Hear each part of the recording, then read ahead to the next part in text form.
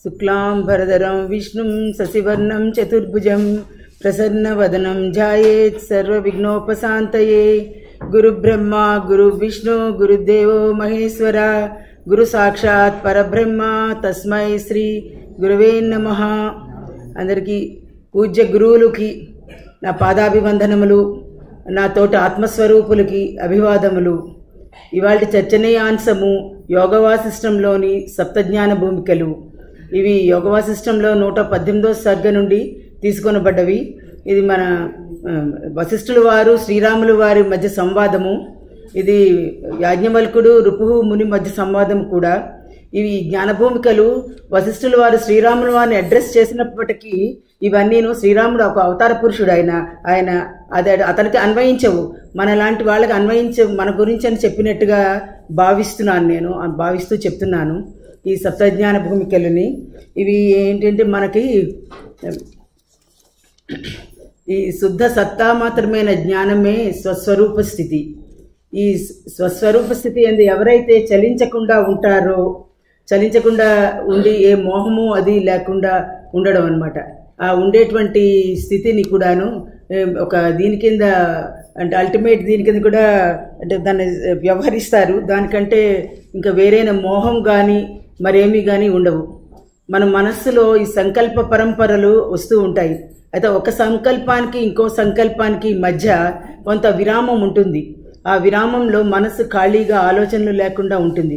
దాన్ని నిశ్చల స్థితి అంటాము। దాన్ని అమనీభావము, అమనస్క స్థితి, అమనీ యోగము అని కూడా అంటారు। అటువంటి అప్పుడు ఇంకా వాళ్ళకి ఇంకా దేని మీద అంటే అంటే ఆలోచన కానీ మరి ఎటువంటిది ఉండకుండా ఒక శిలవలే ఉంటారు। ఈ శిల మనం పాషాణ హృదయం అంటాం, కానీ అది చాలా గొప్పది ఆ హృదయం ఉండడం। పాషాణం అంటే అదే అతీతం, రాగద్వేషాలకు అతీతమైన స్థితిని అంటారనమాట, అంటే శిలలా ఉండడం అనమాట। ఇటువంటి స్వస్వరూప స్థితిలో ఎటువంటి భేదభావాలు ఉండవు। ఇలా ఉండకపోవడాన్ని జ్ఞానభూమికలతో పోలిస్తారు। వీటికి పరమైన వస్తువు మోక్షము। మోక్షము జ్ఞానము ధ్యేయం కోసము, ధ్యేయము మోక్షం కోసము। ఈ సప్తజ్ఞాన భూమికల గురించి ఏంటి మన వశిష్ఠుల వారు చెప్తారు రాముల వారితోటి। యాక్చువల్గా ఇవి అంటే చాలా విభిన్న కథనాలు ఉన్నాయి, ఉన్నప్పటికీ మనకు వేదాంత ప్రమాణమైనవి సిద్ధిప్రదమైనవి మాత్రము ఇవేను।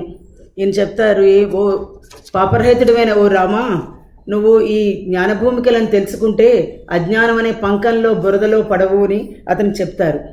అఖండమగు స్వాత్మాకార మగుందు ఆరూఢమైన బ్రహ్మము। ఇక్కడ ఒక్కొక్కటి ఈ మనకి జ్ఞాన భూమికలు అంటే లెవెల్స్ అన్నమాట, అంటే సప్త అజ్ఞాన భూమికలు కూడా ఉన్నాయి। ఇక్కడ ఒక జ్ఞాన భూమికల గురించి మాత్రమే అంటే డిస్కషను। ఈ ఒకటి మనం వదులుకుంటూ పోవడం అన్నమాట, అంటే even to withdraw each and every levels. ఈయన ఏం చెప్తున్నారంటే ఇది ఫస్ట్ దీంట్లోని ఈ అఖండమగు స్వాత్మాకారమైనటువంటి దీని అందు ఉండేటువంటి ఆరూఢమైన బ్రహ్మము ఒక్కొక్కటి అజ్ఞాన నివర్తకంగా చేస్తుంటారు, అజ్ఞానాన్ని పోగొడుతూ ఉంటారు। దాన్ని నేను ఈ అజ్ఞానాన్ని పోగొట్టడాన్ని భూమికలతో పోలిస్తారు। ఆ భూమికలే ఈ జ్ఞానము అని చెప్తారు। ఇవి 7 ఉండడం వల్ల సప్తజ్ఞానము అంటారు। ఈ సప్త భూమికలే జ్ఞానము। సత్యాన్ని తెలుసుకోవడం అన్నా మోక్షాన్ని పొందడం అన్నా కూడా ఇవన్నీ కూడా ఒకటే అంటున్నారు। ఆత్మజ్ఞానం యొక్క ప్రథమ భూమికే శుభేచ్ఛ। ఇది వైరాగ్యంతో కూడినటువంటి శుభ సంకల్పము తోటి అన్నమాట కూడినది ఇది। మొదటిది శుభేచ్ఛ, రెండవది తనుమానసి సత్వ, మూడవది అసంశక్తి, నాలుగవది అండ్ విచారణ। శుభేచ్ఛ, విచారణ, తనుమానస, సత్వాపత్తి, అసంశక్తి, పదార్థ అభావన, తుర్యగా। ఈ సప్తభూమికల అంతమున ముక్త స్థితి ఉంటుంది అంటున్నారు। ముక్త స్థితి అంటే saturation point, beyond that nothing can be absorbed. అంటే ఒక సాచ్యురేషన్ లెవెల్ కొడిపోయిన తర్వాత ఇంకా దేన్ని వాళ్ళు ఇక రాగద్వేషాలు కానీ సుఖ దుఃఖాలు పాపపుణ్యాలని ఏవి అబ్జార్బ్ చేయవన్నమాట। జీవుడు కూడా దేని గురించి పరితపించాడు అతను। ఈయన చెప్తున్నారు, ఓ రామా, నీవు మూడిని వలె ఉండడం ఎలా, కాబట్టి వీటి గురించి తెలుసుకో, ఈ భూమికల గురించి తెలుసుకో, తర్వాత శాస్త్రము చదువుకో, మహాత్ముల దర్శనము చేసుకో అని చెప్తున్నాడు। చేసుకుంటే ఇవన్నీ కూడా సాధన వాళ్ళకు కూడా అవుతాయన్నమాట। వీళ్ళందరూ నేను ఇటువంటి మహాత్ములను దర్శించుకుని ఒక వైరాగ్యపూర్వకమైనటువంటి ఒక మంచి ఇచ్చ కలిగి ఉండాలి, దానిని శుభేచ్ఛ అంటారు। ఈ మొదటిదైన శుభేచ్ఛ అంటే దాని పేరులోనే ఉన్నదంటే శుభాన్ని కోరుకునే కోరిక, అంటే కోరికలు మనకు తెలుసు దుఃఖానికి కారణం, కానీ ఈ కోరిక టువర్డ్స్ రీచింగ్ ద మోక్షము. మోక్షం is the ultimate goal to any one. అయితే మోక్షాన్ని చేరడం గురించి కోరుకునేటువంటిది ఈ శుభేచ్ఛ, అటువంటి కోరిక. ఇది ఏంటంటే ముందు దానికి దేనికైనా ఒక వైరాగ్యమే ప్రారంభ దశ. దేనికైనాను వైరాగ్యం పొందాలి. ముందు మోక్షం మీద వైరాగ్యం పొందాలంటే ఏం సర్టిఫికేట్ కోర్సులు కాదు కాబట్టి ముందు మోక్షం మీద ప్రాక్టికల్గా ఉండాలి. ఆ తర్వాత జ్ఞానం మీద కూడా ఒక జిజ్ఞాస ఉండాలి, తెలుసుకోవాలి అనేటువంటి కోరిక ఉండాలి. దానికంటే అన్నిటికంటే సత్సాంగత్యాన్ని పొందవలెను. వీటన్నిటికంటే ముందు అజ్ఞానాన్ని, మనలో ఉన్న అజ్ఞానాన్ని పారద్రోలాలనే ఇచ్చ ఉండాలి. లౌకిక విషయాలను వదిలి మనం ఈ వైరాగ్య స్థితికి రావాలన్నమాట. మనలోని మాలిన్యాలు ఉన్నాయి, అంటే మనకైతే కొన్ని తెలిసిపోతుంటాయి. ఆ మాలిన్యాల్ని వదిలిపెట్టాలి అనేదాన్ని శుభేచ్ఛ అంటారు. అయితే జ్ఞానుల్ని ఎవరో గుర్తించి వాటిని అనుసరించి వాళ్ళు ఆ స్థితికి ఎలా చేరుకున్నారు అని తెలుసుకోవడానికి ముందు first we have to analyse. One should analyse అంటే హిమ్ ఆర్ హర్ సెల్ఫ్. నేను ఏ లెవెల్లో ఉన్నాను. Before going to exam we know about our standards. నేను రాసే ముందు నాకు తెలిసిపోతుంది. దాని ప్రకారం కూడా ప్రిపేర్ అయ్యి వెళ్తాం ఆ సబ్జెక్ట్కి. అలాగే మనకి మన స్థితి, మనలో ఉన్నవి బయటకు చెప్పకపోయినా అన్నీ తెలుస్తాయి. ఆ విధంగా తెలుసుకొని కూడా మనం ఈ వెళతాన్ని ఫాలో అవ్వాలి అని చెప్తున్నారు. అయితే మోక్షస్థితిని పొందిన వాడికి దుఃఖం ఉండరు. ఆ జీవుడు దేనికి కూడా పరితపించడు అంటున్నారు. ఈ శుభేచ్ఛే యోగసిద్ధిపై చేసేటువంటి మొదటి ప్రయత్నము. అంటే ఇవన్నీ కావాలంటే ముందు వైరాగ్యాన్ని అలవర్చుకోవాలి. రెండవ విచారణ, శాస్త్ర సజ్జన సంపర్కము చేత వైరాగ్యం పొంది అభ్యాసపూర్వకము అంటే అభ్యాసపూర్వకంగా సదాచార ప్రవృత్తి కలిగి ఉండి మరియు శ్రవణ మననాదుల ద్వారా శుభేచ్ఛనే మనం విచారణగా మార్చుకోవాలి. ఇప్పుడు శ్రవణ మననాదులు ఉండి సజ్జన సంపర్కము వైరాగ్యము లేకపోతే అది విచారణ అనబడదు. శ్రవణ మననాదులు సజ్జన సంపర్కము వైరాగ్యము ఉండి శ్రవణ మననాదులు లేకపోయినా కూడా విచారణ కాదు. ఈ సత్సాంగత్యం ఉంటేనే దానిని విచారణ, ఆత్మ విచారణ కూడా అంటారు. దీనికి ముందు మన సందేహాలను పోగొట్టుకోవాలి. ఏదైనా ఒకటి నేర్చుకున్నప్పుడు సందేహాలతో నేర్చుకుంటే ఆ సందేహాలు క్యారీ ఫార్వర్డ్ అయిపోతాయి. కాబట్టి ముందు సందేహాలను పోగొట్టుకొని శాస్త్రం తెలుసుకొని ఇంకా ముందుకు వెళ్ళాలి అనేటువంటి ఒక ఆసక్తి ఉండాలి. తనుమానస, ఈ తనుమానస అంటే శుభేచ్ఛ విచారణ వల్ల ఈ విచారణ శుభేచ్ఛ విచారణలో ఏం చెప్తున్నారు? వైరాగ్యం అంటున్నారు. లౌకిక విషయంలో ఆసక్తి ఉండకూడదు అంటున్నారు. న్యాచురల్గా ఈ రెండు మనం అభ్యాసపూర్వకంగా సాధన చేస్తే మనకి లౌకిక విషయంలో అనాసక్తి ఉంటుంది. అనాసక్తి శబ్దస్పర్శాదుల యందు అనాసక్తి కలుగుతుంది. ఈ నిధిధ్యాస మీద కంట్రోల్ రావడాన్ని తనుమానస అంటారు. తను అంటే కొంచెము, స్వల్పము, మానస అంటే కోరిక. అంటే ఈ లౌకిక శక్తులు అలౌకిక ఇవన్నీ కూడా అణగారిపోతాయి. కోరికలు, వైరాగ్యం అనగానే కోరికలు లేకపోవడమే. అణగారిపోయే ఎప్పుడో ఈ రాగద్వేషాలు శబ్దస్పర్శాదులందు కూడా ఆసక్తి ఉండదు. దాన్నే తనుమానస అని అంటారు. ఇది తనుమానస అయినా విచారణ అయినా ఒకటి కంపల్సరీ ఒకటి ఏంటంటే ఇది ఈవెన్ సత్సాంగత్యము, వైరాగ్యము, శ్రవణ మననాదులు ఉండాలి. ఇవన్నీ కూడా ఒక నిరంతర సాధనతోటే సాధ్యమవుతుంది. ఇది మండల దీక్షో పక్షం దీక్షో కాదు, లైఫ్ లాంగ్ అనమాట. ఈ సాధన చేస్తూనే ఉండాలి. తర్వాత ఇందులో కూడా ఉండేటువంటి ఒక జ్ఞాని అంతర్ముఖుడు అవ్వాలి అనమాట. ఈ లౌకిక విషయాల మీద ఆసక్తి తగ్గించుకొని అంతర్ముఖుడు కావాలి. ఈ సత్వాపత్తి, ఈ పై 3 భావములు శుభేచ్ఛ, విచారణ, తనుమానస అనే 3 భావాలని అభ్యసించుతూ ఉంటే న్యాచురల్గా ఈ బాహ్య విషయముల నుండి చిత్తం మరలించుతుంది. చిత్తం అంటే మన దృష్టి మరలి చిన్న విరామం చెందుతుంది. మనం ఉండగా మన నాకు ఈ 5 రోజుల దాంట్లోనే కొంచెం చిత్తం మరలి లౌకిక విషయం అంటే ఇంట్లో ఎలా ఉన్నారు ఏమి అన్న వాటి అసలు ఐడియాలు రాలేదు అసలు. అంటే ఒక ఇది అనమాట. దానివల్ల నిరంతర సాధన వల్ల న్యాచురల్ మన చిత్తం దాని అంది ఉండదు, లౌకిక విషయం అందు. అంటే అదేంటి, అది ఒక నిరతి స్థైర్యం అది. అటువంటి దానివల్ల ఏమవుతుందంటే దీనివల్ల ఏంటి, ఈ మనం బయట విషయాల మీదకి మెయిన్ కారణం ఏంటి, త్రిపుటి తొలగిపోతుంది. ఆ త్రిపుటి తొలగిపోతే మన మనస్సు ఆత్మయే సర్వాధిష్టానం. ఈ సర్వాధిష్టానమైన ఆత్మయందే స్థితి కలిగి ఉండడమనే సత్వాపత్తి అందురు. సర్వాధిష్టాన ఆత్మయందు సత్యము అంటే సన్మాత్రను తెలుసుకోవడము, పరమాత్మని. ఆపత్తి అంటే పొందడం, ఈ సత్వాపత్తి అంటే సన్మాత్రమైన పరమాత్మని పొందడం. ఈ పై 3 భూమికల అభ్యాసం వలన 4వది అయినటువంటి సత్వాపత్తిని సాధించవచ్చు. సత్వాపత్తిలో జీవుడు సత్యదర్శనం చేయగలడు, సత్యదర్శనాన్ని చేయగలడు.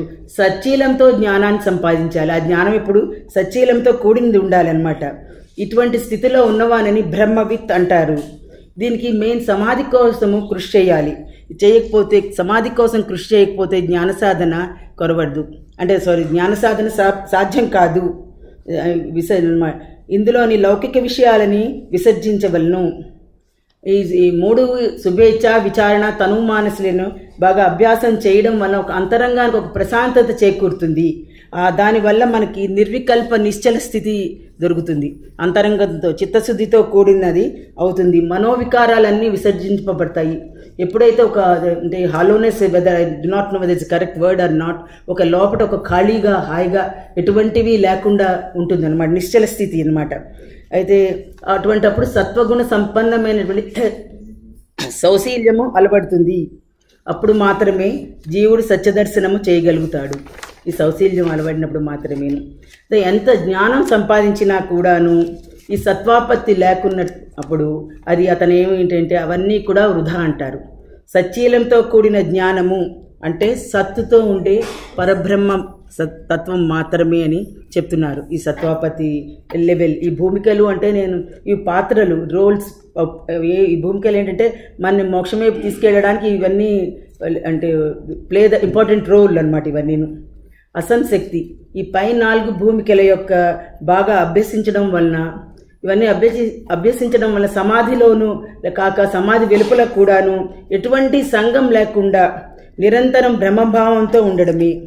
ఎప్పుడైతే ఈ 4 భూమికల సమాహారం ఆచరణ బలంలో జీవుడు పరిపుష్టి పొంది ఉంటుంటాడు, సమదృష్టితో ఉంటాడు, అతను సర్వము బ్రహ్మమయంగానే కల్పిస్తుంది. సృష్టిలో అంతా కూడాను ఈ అసంగత్యం వలన, దేంతో సంపర్కం లేకుండా, అంటూ లేకుండా ఉండడం వలన చిత్తశుద్ధి ఏర్పడుతుంది. దేనికైనా చిత్తశుద్ధి చాలా అవసరం అన్నమాట. ఏర్పడ్డాన్ని అసంశక్తి అంటారు. ఈ చిత్తశుద్ధి ఏర్పడ్డాన్ని పరిపూర్ణమైన అసంశక్తి. దీనికి బాహ్య విషయముల మీద ఎటువంటి సంబంధం లేకుండా ఉండడము. అయితే ఇందులోని ఈ లెవెల్లోని జ్ఞానిని బ్రహ్మ విద్వరుడు అందురు. దేనితో సంఘం లేకుండా, అంటూ లేకుండా ఉండడమే బ్రహ్మ విద్వరుడు. ఇటువంటి ఆత్మ సాక్షాత్కారం కలిగి ఉండడానికి అసంశక్తి నామిక అని కూడా అంటారు.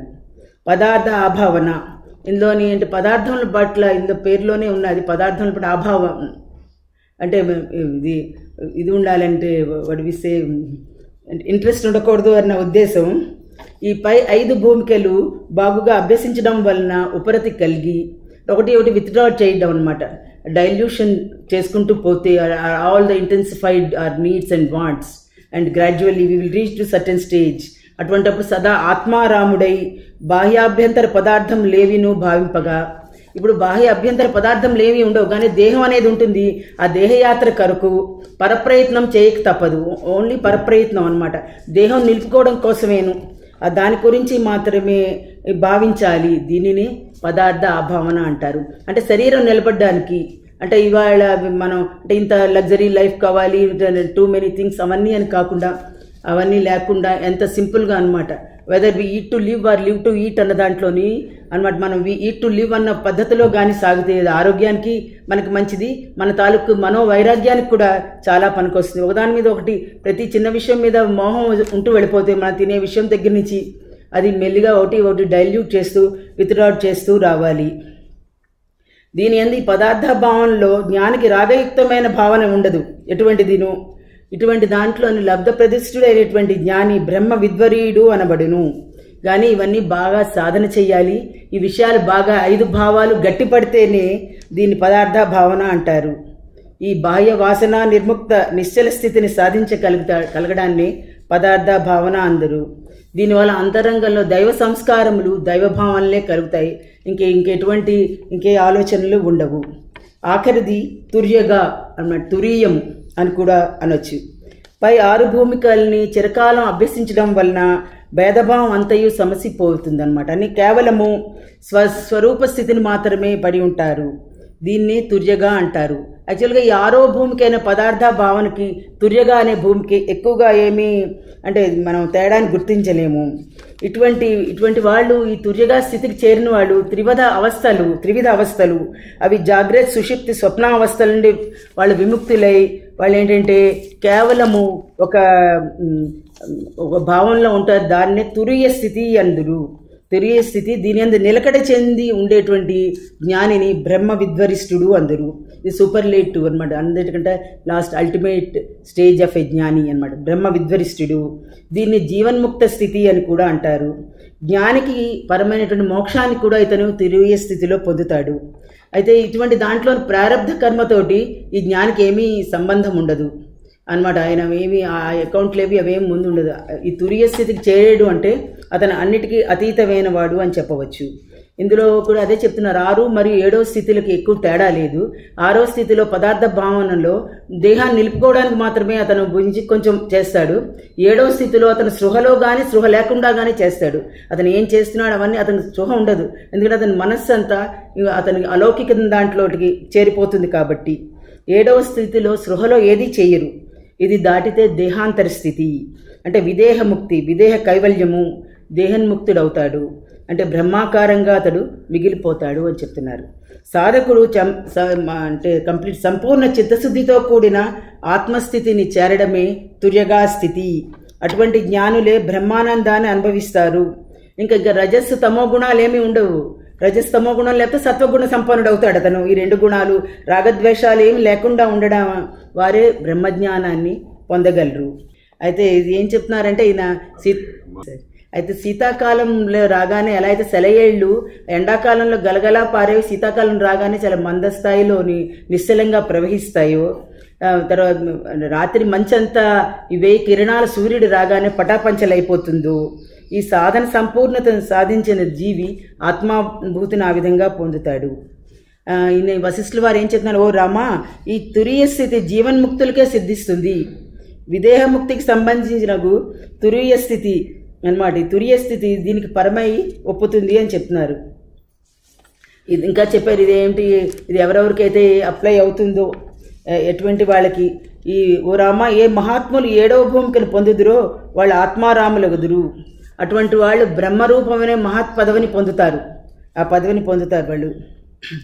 ఈ జీవన్ముక్తులైనటువంటి వాళ్ళు సుఖదుఖాలు దేనికి వాళ్ళు ఉండవు. వాళ్ళకి ఆత్మారాములే అటువారు సమస్థితిలో ఉంటారు, ఒక బ్యాలెన్స్డ్గా ఉంటారు. వాళ్ళు దేన్నైనా ఒకలాగే తీసుకొనగలుగుతారు వాళ్ళు.